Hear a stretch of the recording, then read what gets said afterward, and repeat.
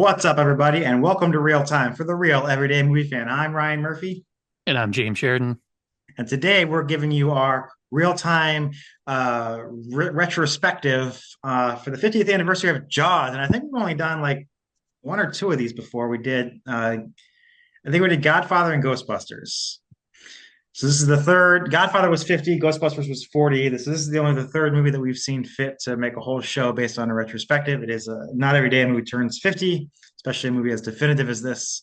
So I wanted to definitely get into it. Now, I didn't really have a format for what we want to talk about, James. I'm sure you have a whole list of things you want to discuss. So go at it. Jaws, 1975, directed by Steven Spielberg, based on the novel by Peter Benchley.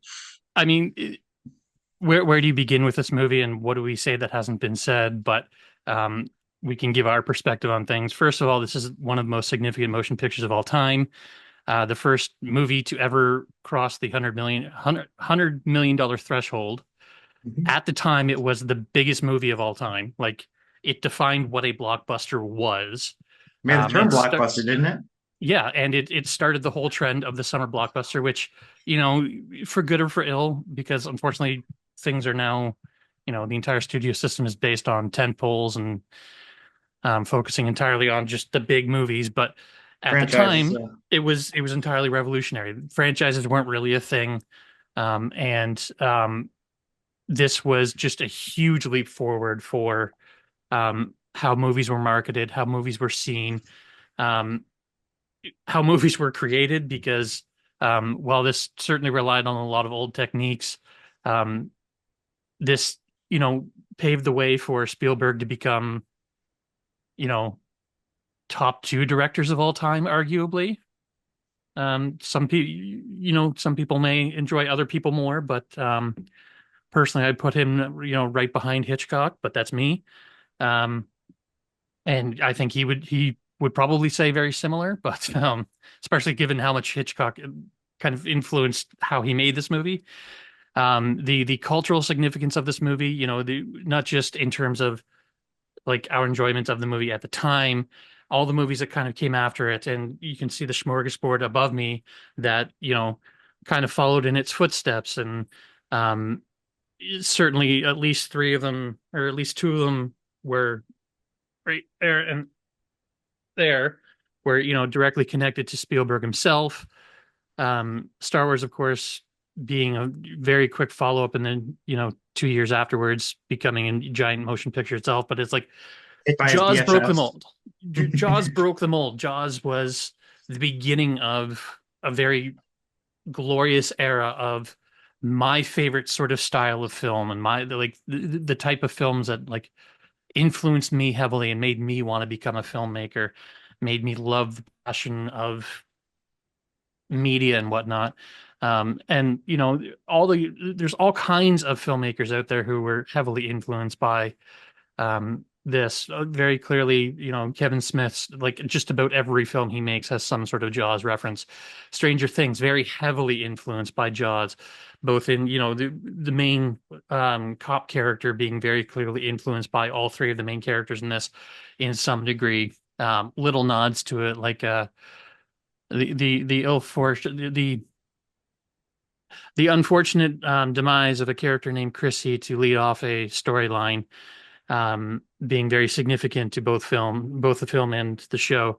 Um, and unfortunately, his name is escaping me right now, but there's a very famous director with a very famous production company called Bad Hat Harry, which is in reference to Brian Singer, but Bryan Singer. Thank you. we Yes. shall not speak his name anymore. He's been Regardless, he's had his own impact, very yeah. significant in helping bring um, comics to the big screen with Mhm. the first two and subsequent X-Men X-Men movies. films and whatnot, and Superman Returns, and he did do some very important art house films. And I go back to Kevin Smith, and while his films may not be beloved by all, he's made some great references in there.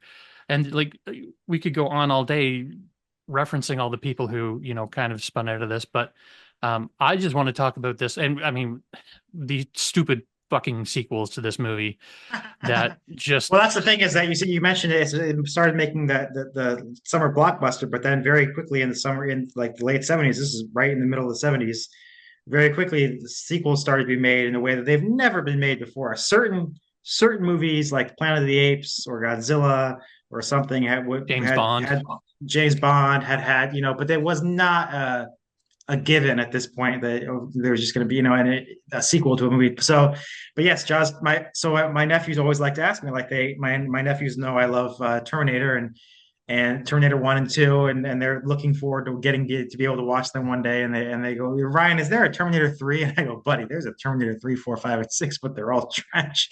So we actually watched this movie with my oldest nephew Connor the other day. And of course, as soon as it's over, he asks, "Is there a Jaws 2?" And I'm like, buddy, there's a Jaws 2, 3, and 4, but they're all trashy. Yeah. Yeah. So I saw sometimes, I was watching some stuff this morning, and there was an interview with Roy Scheider, and they're like, um, how was the experience working on Jaws? And he said it was so fun, which is shocking to me because notoriously that was a terrible yeah, production. yeah. And then they ask him how was shooting Jaws 2, and he's like, Yeah, I remember I had also a conversation with my aunt. We were over at my grandmother's place, just the whole family, and we said something about the Jaws sequels, like Jaws 2 or 3 or 4. My aunt goes, "There were sequels to Jaws?" And I'm like, well, yes, but Susan, you're not like this is not a revelation. You haven't been missing anything. no. Yes, in fact, they do exist, but it's a footnote. And So, one of the other things about this movie that I adore is that it helped kind of thrust sharks into the mainstream sort of consciousness. Like people were aware that sharks existed, but this put a new level of fear of course, on yeah. You can say sharks and same whatnot. thing But it about just also about created anything, though. it Like The created new Exorcist did that 2 years earlier. but it also created a new fascination with sharks because people have to understand that prior to the 20th century, sharks were kind of a mythical creature. Like we knew they existed, but there wasn't much known about them. Even today, there's a lot we don't know about them, and we're constantly learning things. Like growing up, I constantly heard about, how sharks were, largely unevolved since the prehistoric era. And it's like, that's bunk. That's complete horseshit. But they have existed for 450 million years, which is mind blowing. I've heard stats time and again, and I can't confirm whether this is true or not, but that they predate trees and grass. Like, what? And they're fascinating creatures in that, like, they are the perfect predator. And they're just so like good at what they do, but they're not simple enough to kind of distill as just a simple or like a apex predator type creature. They're capable of complex learning and problem See, that's the solving first I've and always heard of that. I've always heard this Jaws, they are the simplest creatures of the line in Jaws, where he says this yeah this creature is really a miracle of evolution. All it does is swim and eat and make little baby sharks. And even when they were making they the movie, someone said, "Could we train a shark for this movie?" And they were like, "No, you can't train a shark. There's no I don't mind to think train." you I don't think you could train a shark to perform like you can train a dog, but sharks are capable of learning patterns and um, learning things that are not as simple as people assumed. And that's what I'm talking about. Even when this movie was coming out, the understanding of sharks was somewhat rudimentary. And we've learned so much in the 50 years since then that they're actually really fascinating animals. Um, and it's like I just kind of fell down a rabbit hole looking into them because I didn't know a lot about them prior to um, like our discussion about doing this sort of special for them. Yeah. And like while Jaws kind of like vilifies them in a way, it's also sort of like they're just so cool. It's like Well, I wanted dinosaurs. to, It's yeah, like watching wanted to Jurassic get Park. in. It's like you just get hyped to learn about dinosaurs, man. Yeah, I wanted to get into some of the background of the movie then, if like we could, like starting with like the origins. Obviously, is based on a book. The book is was very popular as a bestseller. The story goes that so Spielberg, I mean, really was a wunderkind. He was a very young guy when he got this job. He had become, my dad always tells the story. At 73, he would have been about 20 or so. And so he would have just gotten out of the military, moved back in with his folks in Waterloo, Iowa. and was getting ready to go out for the night, Friday night or something. And he comes downstairs and his dad's watching something on TV. He goes, "Dad, what are you watching?" He goes, "Well, it's this movie called Duel." And there's this guy chasing another guy in a truck. He goes, and my dad sits down and watches it for a little while. He gets really into it. So his friends knock on the door and they go, "Tom, you ready to go?" And he goes, "Yeah, come in for a minute though, because we're watching this thing." And then his friends come in and they all get really into it. So long story short, everyone ends up watching the entire rest of the movie. And so he had become this sort of name from Duel at least. So he got the chance to make his first theatrical motion picture, which was the Sugarland Express, which didn't really hit any buttons with anybody. But It was actually somewhat successful for its time period, but the important thing about Sugarland Express is that it got him into a relationship with Zanuck and Brown, Zanuck and who of Brown. So course this, went on to yeah, do Jaws. So yeah. they So the were already story aware goes, of what Spielberg could do, which, like you said, he was sort of an up and comer, and a lot of people were kind of when everyone found out this almost no name guy named Steve Spielberg, who had done Duel, which was the only thing to his name that anyone really cared about, was doing Jaws, which was supposed to be the big movie that, yeah, the studio was doing. Everyone's like, what?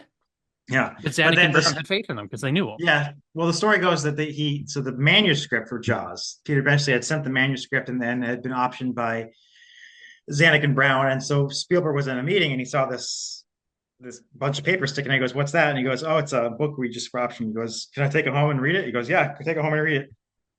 So I go home, read it, came back, said, "Oh, could I make it?" And they go, "No, no, no, we've already hired someone." Well, if that deal falls through, let me know. And the Yeah. deal fell through, and they called him, and Well, yeah, tell the but story about why it fell through. I have no idea. So You I guys, they're very coy about who this director was. There's some guesses out there, but Zanuck and Brown were very coy about saying who they had hired initially. Um, they kept running into a problem where he kept referring to the shark as the whale because he thought he was making Moby Dick. And like he just said the whale one too many times, and like, I think we got to go with somebody else, guys. well, and then this, of course, starts the lengthy tradition in Steven Spielberg's career where he just completely disrespects the book, completely guts the book. When I was a kid, my mom and this is my mother's favorite movie, by the way. That's its impact on my life. Is this is always my mom's favorite movie. So she went to go see it in 1975 with her 12-year-old sister Margaret and her 10-year-old brother John, which explains a lot about Aunt Margaret and Uncle John. But she was home from nursing school and she took him to the movie. And then, like, the next day, they went out to the beach to go swimming. Like, they went, I forget where they went. We're in Iowa, so they had to go somewhere else. But yeah, it's just been our favorite movie ever since. My parents watch it every New Year's. Um, and it's just, I think you've seen pictures of my grandfather. You know that my mom always thought that Quint just reminded her of her dad, but in more ways than one. But the so yeah, but the so when I was a kid, my mom and I decided to read the book, and she read the book, and she said, "Okay, you can read this, but you have to promise me, Scout's honor, that when you get to the scene where Matt Hooper's having sex with Brody's wife, you skip past it." So I was a very obedient child. I skipped past it, so I've never read the descriptive sex scene. Um, but no, it's just a very different animal. It's just, like, I mean, yeah, Matt Hooper's an asshole who has an affair with Birdie's wife, and he gets eaten right out of that shark cage, I hear there's an and they entire like just, mafia subplot. I don't even know, but it's just like, yeah, and then if you know anything about Spielberg's career sense, then Jurassic Park, it's very different from the book. Lost World has nothing to do with the book. Ready Player One is probably my least favorite. We were just talking the other night about what's your least favorite adaptation. What adaptation did you go into the movie theater and then walk out being like, fuck those guys? And that was Ready Player One for me. So yeah, he's never really given a shit about the book. But this started that, I would say. And we can talk a little later on about how the Hooper, even though he doesn't, there's no affair storyline, the Hooper was still supposed to die in this movie. Yeah. We can reference that now because they sent out these guys to get B-roll of sharks, all the footage of sharks, and they had like a little person in the cage to, like, and they wanted to get all this extra footage, and they one of the sharks got caught up on the top of the shark cage and started Yeah. thrashing around, and they're like, "Oh man, we have to have that in the movie. We can't have that in the movie because you probably still could, but they figured let's just have Hooper live." And I can't picture this movie having it have like the sad ending of Hooper dying. That'd just be so bizarre. I feel like that's almost like a divine, like God was like, no, that's not how it should be. Oh, but it is kind of a weird thing. I was watching a lot, and this is not a criticism of the movie at all, but it did. stand it. I watched it again last night, and it stood out to me that the cage gets attacked, Hooper swims away and just kind of hides while the other two are fighting for their lives up top against the shark. One of them gets eaten, the other one is just like desperately shooting at What's he the supposed to do? canister in Swim its up and mouth.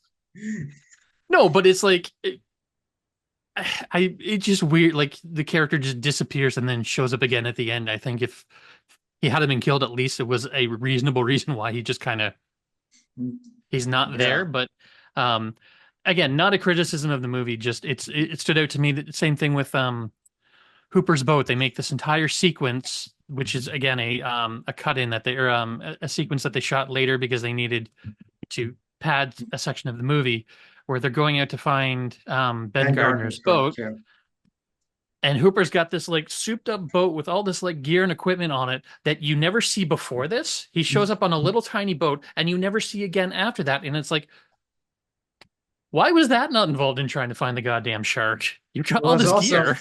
there's also the story that they shot the Ben Gardner's dead face coming out of the boat in Verna Fields, the editor's swimming pool. Yeah. Like they poured Epsom salt and stuff into the swimming pool to make it, and that wasn't supposed to Just, be in there, and just that's actually in the movie when he goes and they talk about it was Ben Gardner's boat. It was all torn up, and they never reference the fact that Ben Gardner's body was in there. Like in that yeah. scene, that's because that was filmed before they decided to do that. So there's actually a little bit of a plot hole there, but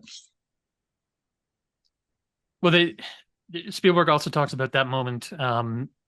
Kind of he got greedy and he wanted to when they did the test screening, the big jump scare for the movie, the one that like gets everybody first is, why don't you come down here and chum some of this shit? And the shark pops yeah, out of the water. yeah. Famous scene, famous shot. Everybody knows it, which leads into one of the most quoted lines of all time. You're going to need a bigger boat. Um, but that moment was a big sort of shock for the audience when they saw it in a test screening. And Spielberg was like, I need another moment like that. So they went back to um, rejig the Ben Gardner scene, reshoot just the plate of the head popping out of the thing, and he shot it a couple different ways. Um, and then in editing, kind of played with which shot they were going to use. And of course, it worked. Everybody jumped. But then when they got to the why don't you come down here and chum some of this shit moment, they didn't jump anymore because they didn't trust him anymore because they'd already been spooked by the first one. They're like, "We're waiting for you to do this now, so it's not going to work as this time." And like he's always regretted putting that scene in there because it ruined the other Well, moments. I've always heard that the scene was caused so much commotion that he was actually supposed to say you're going to need a bigger boat sooner, like a few seconds sooner, and they had to extend the scene a little while so people could hear the line because people were still like, oh, you know. So that's the story I heard. But yeah, we have to talk about this. Is so he gets this job, he does the shoot, and it's one of the most notorious film shoots in history. I mean, right up there with like The Abyss and Apocalypse. I don't think anything will ever beat Apocalypse Now. I think Apocalypse Now is the goat of Well, that hellish that film was shoots. that But was an insanity shoot. This one was different because it came down to what they refer to as the lead actor not cooperating mhm. because famously the shark didn't work. So they're in um oh, what's the Martha's Massachusetts town? Vineyard. Martha's Vineyard. They're in Martha's Yeah, Vineyard to shoot this thing, and they've only got 2 months to really shoot it, which is kind of a quick turnaround. But they get to the end of that period, and the shark's still not working. So they extend, and extend and extend.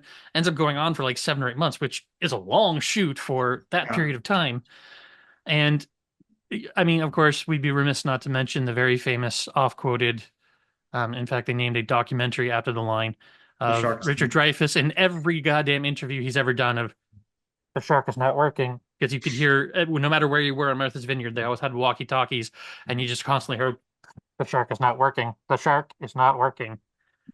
And it didn't work. And I think one of the geniuses of this movie and Steven Spielberg is that they had to figure out how to make the shark work without the shark working. Because no one thought ahead that a mechanical shark in salt water is probably going to malfunction. Um, and of course, it famously didn't work, constantly didn't work. And they had to do things like the barrel sequence, where they're implying that the shark is there, or another sequence that they cut in later, to kind of emphasize how dangerous the shark could be, was the scene of the two fishermen on the dock where they throw it Sunday's roast, and the shark pulls the dock apart, and one of the guys gets trapped and swims back, and then this great moment of tension where the dock turns around, starts coming back at them. You don't see the shark. You don't see the shark for like an hour into the movie, but there's all these wonderful scenes that kind of brilliantly imply things. I always thought it was weird that the come down here and chump some of this shit scene was kind of intended or has always been thought of as the scene where like, oh, you see the shark, but it's not. You see the shark when it bites off the guy's leg. You see it Yeah. like, and it's like they kind of ruin the later moment when I mean, so I don't know. Well, that scene's actually supposed to be even longer too, and it was supposed to be even gorier, but Spielberg famously didn't. When he finally saw that cut of it, he's like, "No, I can't. This is too gruesome even for this movie," and he cut it back. And they even had to go back and forth with uh, the American Motion Picture Association about how long the scene of the foot, the leg actually falling down and hitting, because it was Yeah. supposed to bounce a little bit more, and like Huh. arguing over deliberately how many frames they could have it in there for. Um, but Yeah, and I always heard also that they just took a long time because they're just on the water, and they made the yeah, decision like a lot of movies at the time were filmed just against a green screen or whatever. They wanted to film it on the water, but that meant that their shots were constantly getting interrupted. So it was like maybe one shot a day they could get where there was on a boat in the back, like you motherfucker, like I mean they well would be they cursing and yelling at people, and the people were like, this is a free fucking yeah no, ocean, it's like it's open water. What are you gonna do?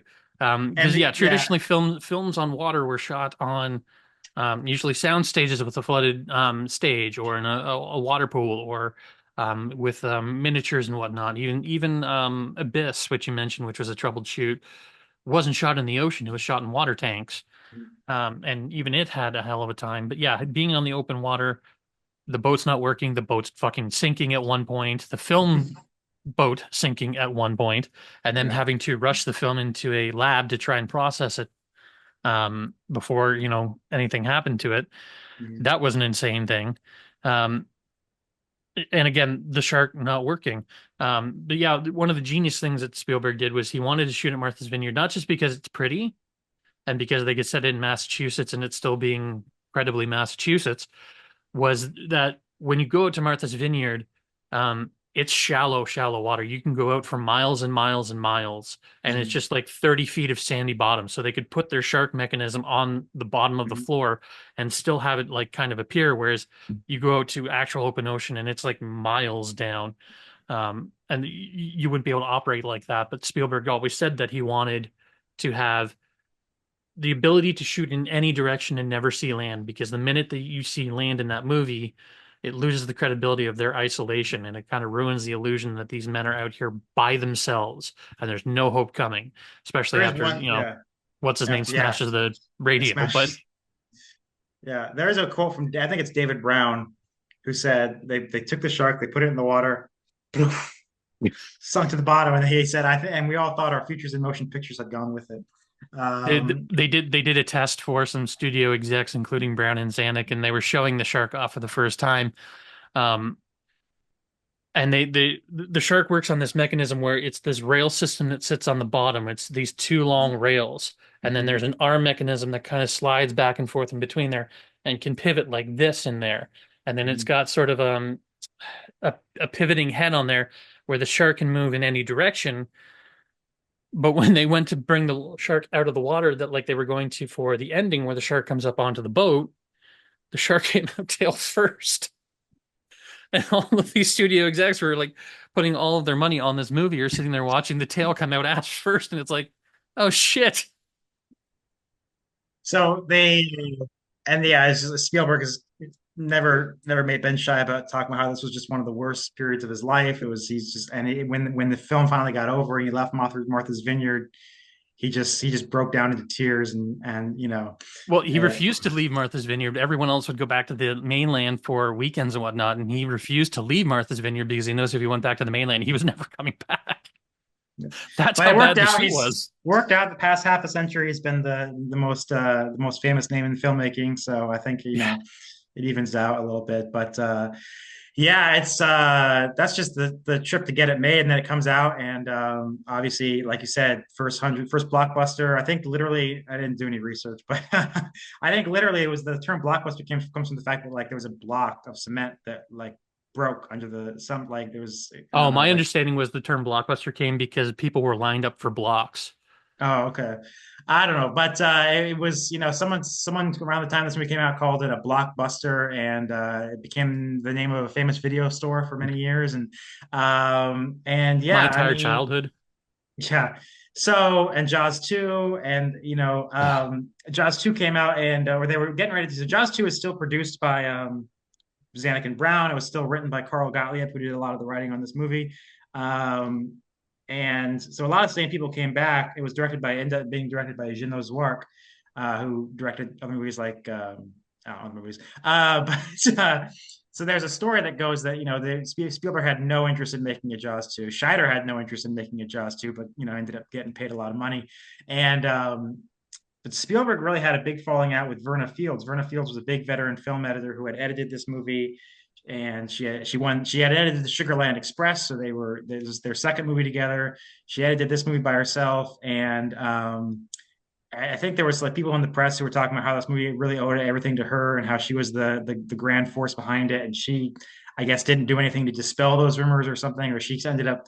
He felt that she was taking a lot of the credit, and they had a big falling out. Obviously, his next movie was edited by Michael Kahn, which is a partnership that's lasted for Yeah, pretty much 48 every movie years. after that. Yeah, and but then the rumor started to say that Verna Fields was going to direct Jaws 2, and he called up Universal and said, I might be interested in directing it after all, just to smite her. But yeah, so there's Well, another the anecdote.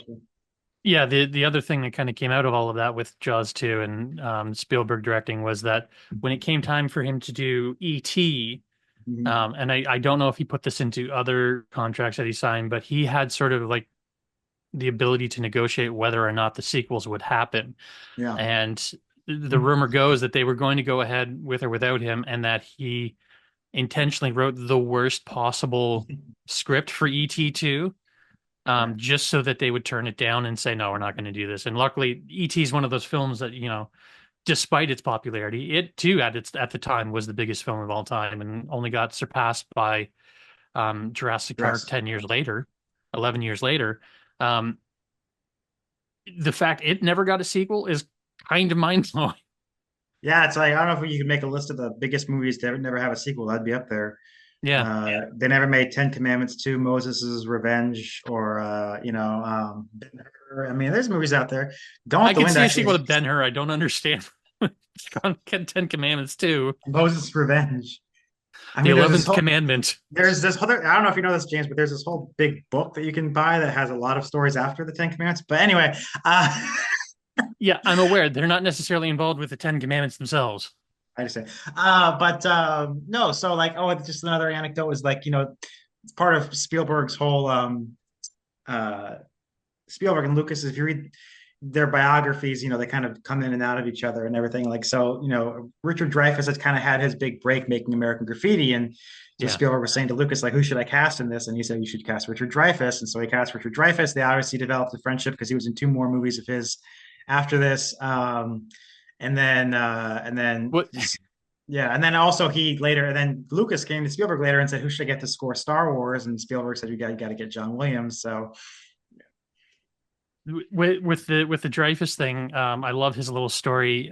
This may not impact as much with you because you're not from Canada, but um, the reason he did Jaws, Richard Dreyfuss, he didn't want to do Jaws. He turned it down mhm. because he was trying to take himself more seriously, and he saw it as just sort of another, sort of an extension of American Graffiti, where it's like it's a good film, but it's not really something that people take seriously. And he did this film out of Canada called The Apprenticeship of Duddy Kravitz, which, when he saw the movie, immediately called his agent and said, "Get me that fucking shark picture," because he thought he was so bad in it.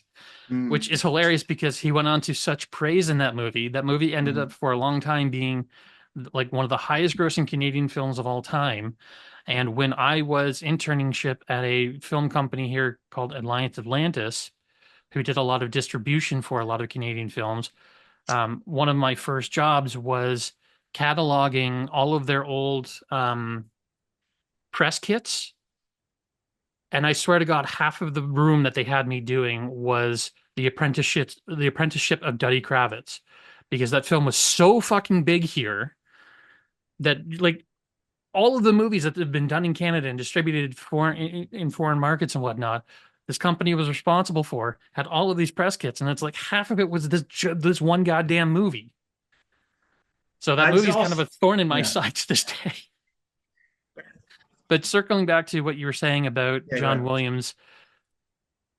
John Williams, I think, is the well-sung hero of this movie, where Verna Fields takes a lot of credit for this movie. I think John Williams deserves a lot of credit for this movie because his almost overly simplistic two-note theme for the Mhm. shark was not only so goddamn brilliant in its execution and how well it was executed to make this thing, it has become what I consider to be the most famous movie theme song of all time. It has been spoofed and reused and redone in so many fucking movies, in so many goddamn TV shows. Like, I know you love when I say this term, but it's goddamn ubiquitous at this point. And Yeah, there's no, a I there's a get famous there's a famous story of Spielberg sitting down with John Williams to hear the score, and he's all excited because John Williams has, he was on Twilight Zone and all these other shows that Spielberg grew up watching and whatnot. And like even at that point, like this put John Williams on the map as like one of the greatest film score guys of all time. But even before that, he was very well respected within the industry. Spielberg's very excited to sit down with him, and he sits down with him and he hears on the piano dun dun dun dun dun dun dun dun dun dun dun dun dun dun dun dun, and Steven just started laughing it. because he thought it was a joke. He thought he wasn't being serious, and it took him a few listens to the song to hear it, and it's simple to the point of being almost too simple, but it's so effective because you can either play it slow and sort of slowly build up tension, or like you build up the orchestra behind it and whatnot, and it kind of like emphasizes the drama behind it, and it's just like I'm not a music guy, so I'm not using the terminology correctly, but it's just such an effective way of like half of this movie is done without seeing the shark, but is implied by this theme and masterfully done implied by this theme where it's just this constant sort of presence. And I hadn't, until someone pointed it out to me this week, I hadn't really noticed that there are a few moments of like kind of red herrings and whatnot, especially with, once once they're aware that the shark is around and whatnot, and they're observing the water and all that. And there's two kids that come along with a shark fin and like scare everybody, and they clear the beach and whatnot. During that entire segment, there's not an ounce of that theme. But any other time the shark is actually present, the theme is there. And it's just sort of like, how do you make a monster scary without actually seeing it? And it's like they do it. I'm just kind of repeating myself, but I'm not making my point effectively. But like Yeah, the yeah. score is half the movie to me. Score, yeah, no, you're quoting Spielberg there. He said half 50% of the film's success is the score. I always think that because the main theme of the film is so famous that what gets overshadowed is the rest of the movie has a fantastic score as well. It's like they talk about in the Oh yeah. documentary they made on John Williams about how it's supposed to be like a sea shanty kind of like thing when they're chasing the shark and there's this Yeah, he, sort he of said, "Oh, this is a pirate movie." yeah, So he and makes a then little just pirate theme. mhm.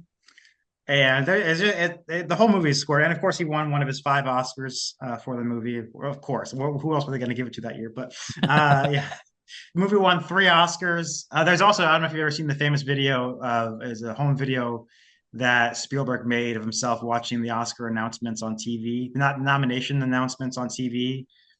If you haven't seen it, go. No, I You've haven't seen seen it? that one. Oh my No. God, it's actually him and his friend Joe Spinell. So I've written a lot about the movie brats and the guys, all these guys that all sort of knew each other. Joe Spinell knew a lot of them. He knew Coppola. He's in The Godfather. He plays a role in The Godfather. He's like a hitman, and in 1 and 2, and then he's in Rocky 1 and 2.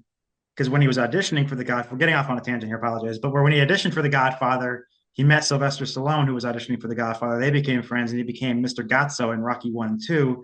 So, and people might know him from like a really, really shitty, like horror series he did called Maniac Cop. Anyways, there's a character out there named Joe Spinell, and he was also friends with Spielberg. And the two of them and another friend were did this like is Spielberg talking, hey, we're here. They're announcing the Oscar nominations. I'm gonna get nominated for Best Director, and we're very confident, and it's gonna be awesome. And then they sit and watching TV and he goes, oh, I didn't get it. Oh, I lost out to Fellini. I Oh think I've seen no. that. Yeah. And then but Joe Spinell, who again got to remember he's played in The Godfather and Rocky, he's very kind of Italian guy, and he goes, who directed the movie? The Shark? Why are you going to nominate the film? You know, when Godfather won Best Picture, did it win Best Director? No, that doesn't make any fucking sense. So, but Well, it has always been weird to me when they nominate Best Picture but not Best Director. It's like yeah. kind of go hand in But hand. But anyway, it got four Oscar nominations. It won three. It lost Best Picture to One Flew Over the Cuckoo's Nest, and it won for Best Sound Mixing, Score, and editing for Verna Fields. So, all of which it deserves. yeah. So, and then it's really interesting that Spielberg didn't has this. I think this is about the only movie he's ever made that he just washed his hands of the franchise, never came back. I mean, every other thing that he's ever done, the Jurassic Park, he's been at least an executive producer on all the sequels. Indiana Jones movies, as executive producer, has been there for the entire Back to the Future, all Men in Black, all Every Transformers movie. yeah, all the Transformers movies, no matter how bad they get, they still have his name on them. So he's never really jumped. This is one of the few things he's made where he's like, "That's it," and I'm not doing having my Yeah. name on any of the sequels. So Well, he might, there's some like trauma involved with how bad the yeah, shoot was. Like, I don't think we're stating just how complex and complicated the shoot was, but I can see why he would have sort of like a bitter taste in this, but at the same time, there's because it just no was sequel to be such a made. big, It's like because no, it's a single standalone movie.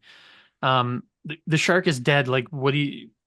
I don't I know. understand how the shark like that's kind of the impetus of the fourth movie is that these sharks are like hunting down the family, and it's like, fucking why?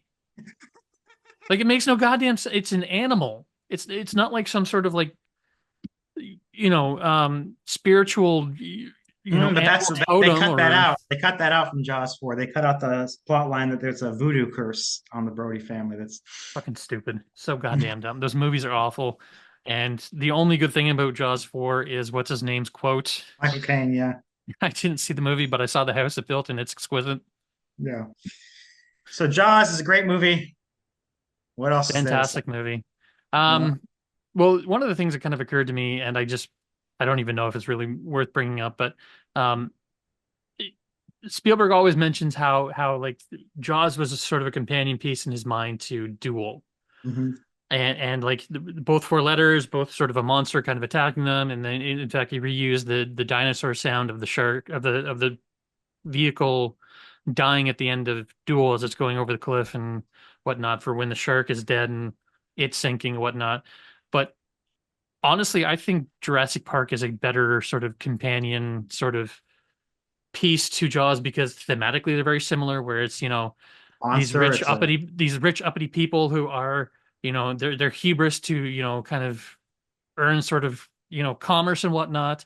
Um, Ignore all the warnings from experts that they brought in to speak on, why these animals are dangerous, and then it literally bites them in the ass and completely destroys what they're trying to preserve. And um, like the nature of it being about an animal, like this is that's one of the great things about Jaws and why I think it's so scary is that it's not about aliens, it's not about the supernatural, it's not about some wacky fucking cyborg coming to kill you from the future.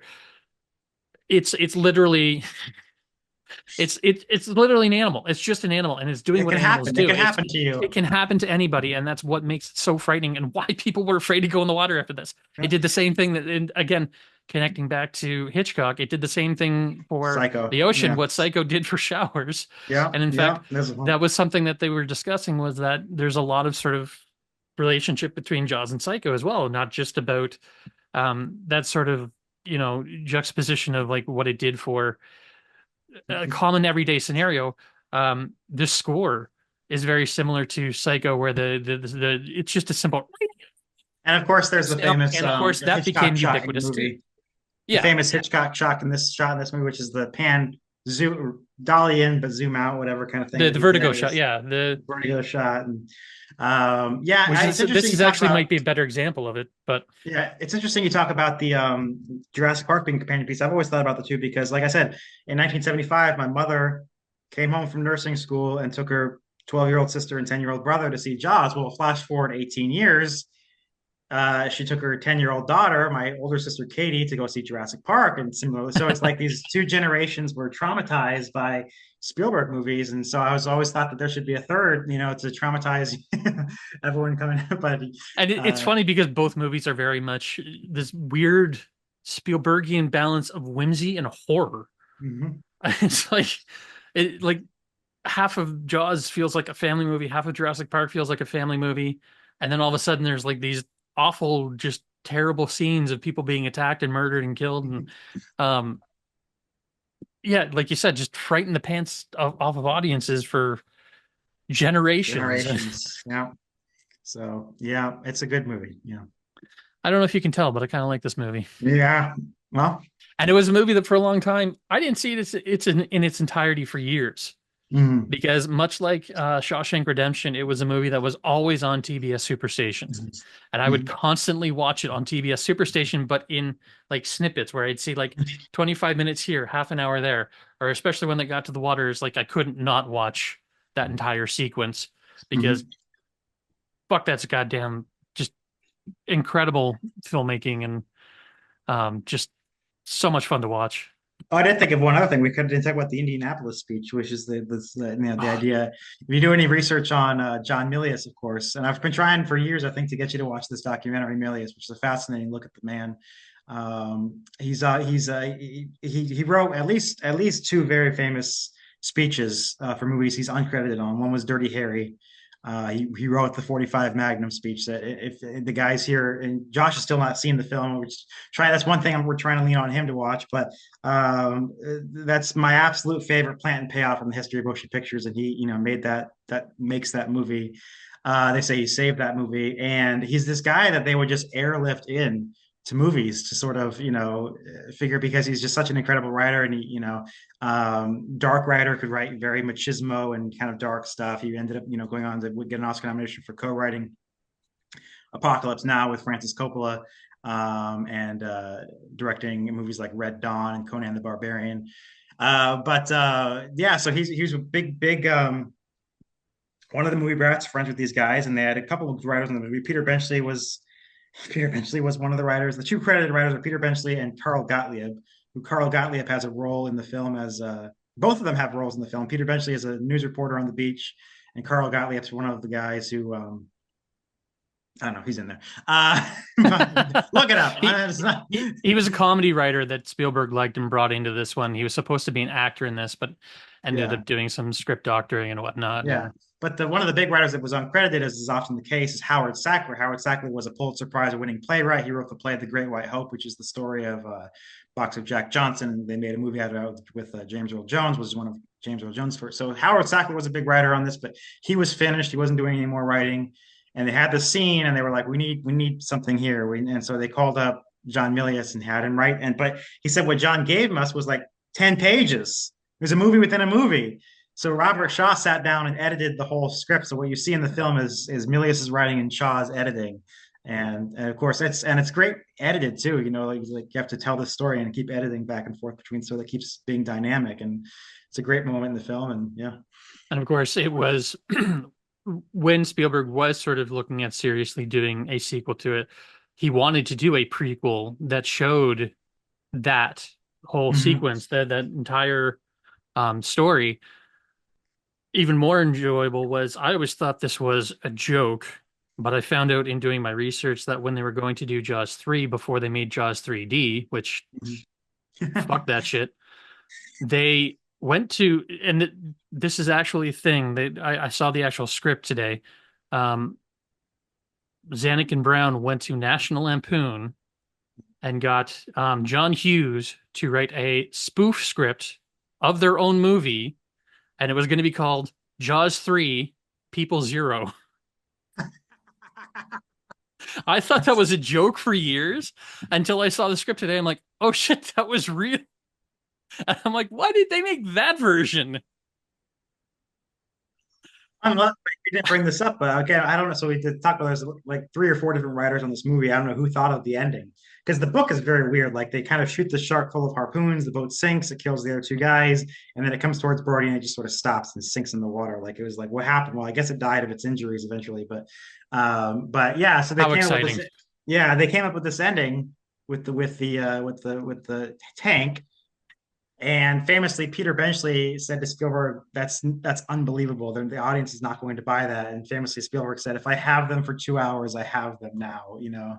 I want And them on their feet and clapping. And eventually said when he saw the film, he's like, oh no, Steven was right. That's the right way to well, do it. here's the only issue I have with that, and I've had it even showed up when I watched it again recently. Is like they show the shark like chomping down on the tank. Like that should be the thing that explodes it. Like Hooper was afraid he was going to blow it up just by bouncing around on the boat. Like let alone a shark. But whatever. It's Well, I think part of the problem with it on the boat is that, I mean, th not to get into the science of this because I didn't want to actually do this, but I had to rewatch the Mythbusters special on it because I wanted to make sure I understood the science again.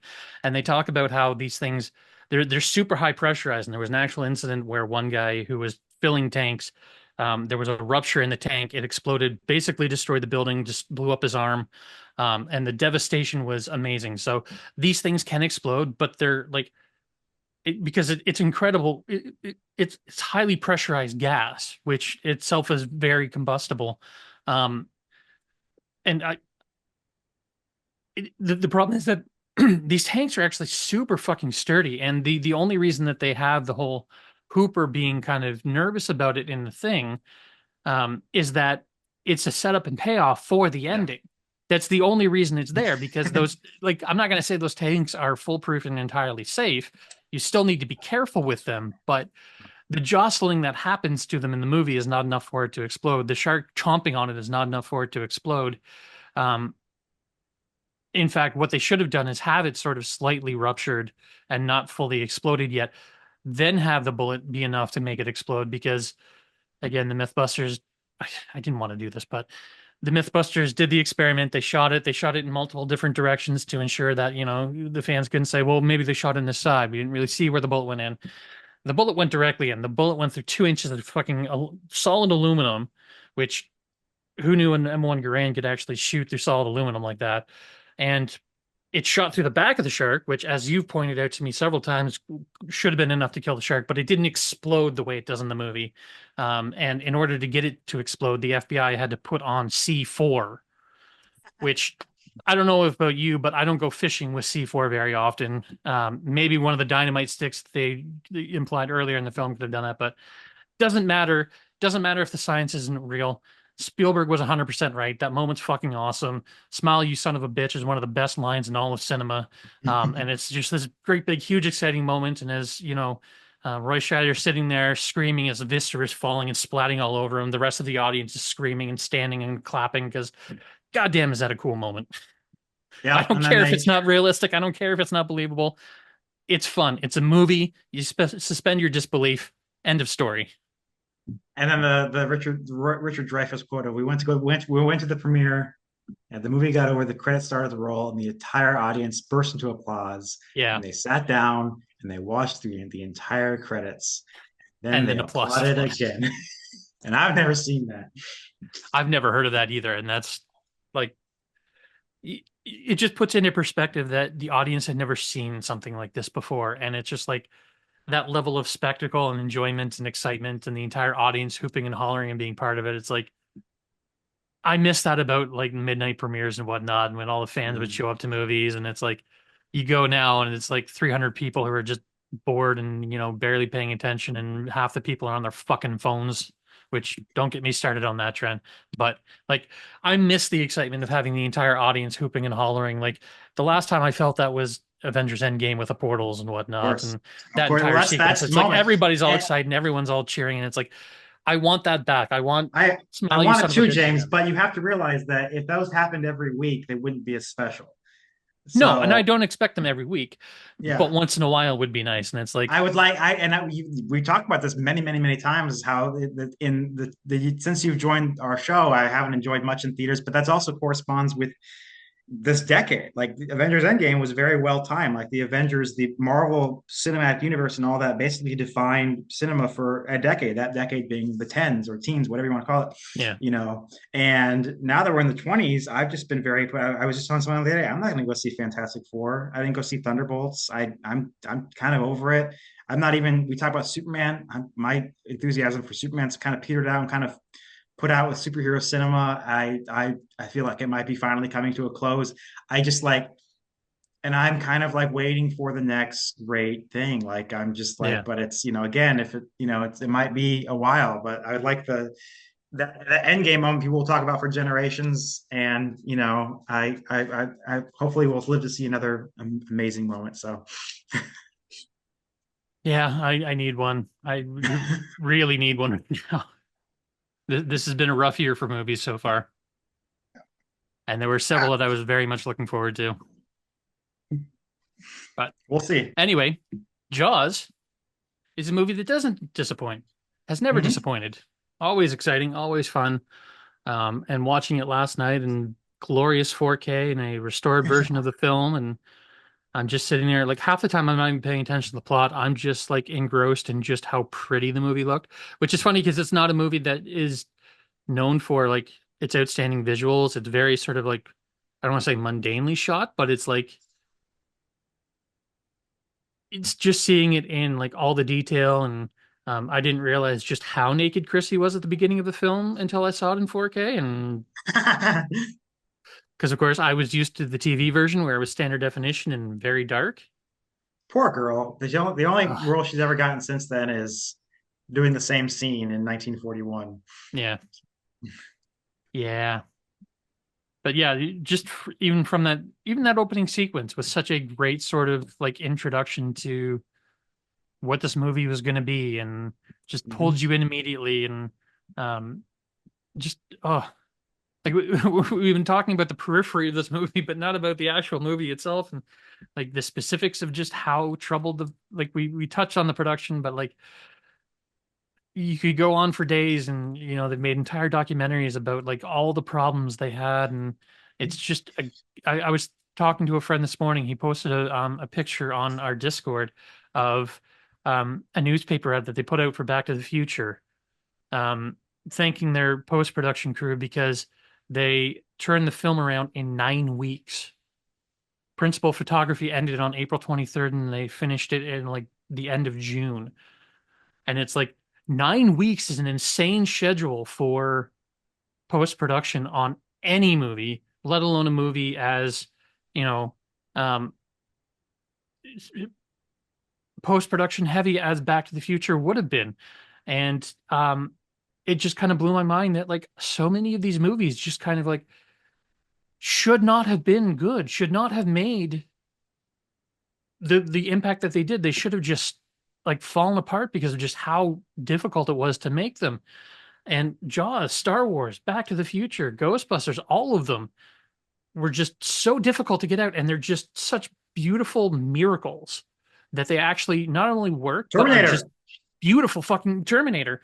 Just insane that these movies actually function. And it's like every time a movie goes wrong nowadays, I'm like, it doesn't matter how troubled your production is. Like, they made it work. And I don't understand how these made it work. Like, what fucking magical leprechaun they caught and made it grant their wishes because it shouldn't be, but they're beautiful pieces of motion picture. And it's just, oh, I want to go watch Jaws again because it's, Joyful noise.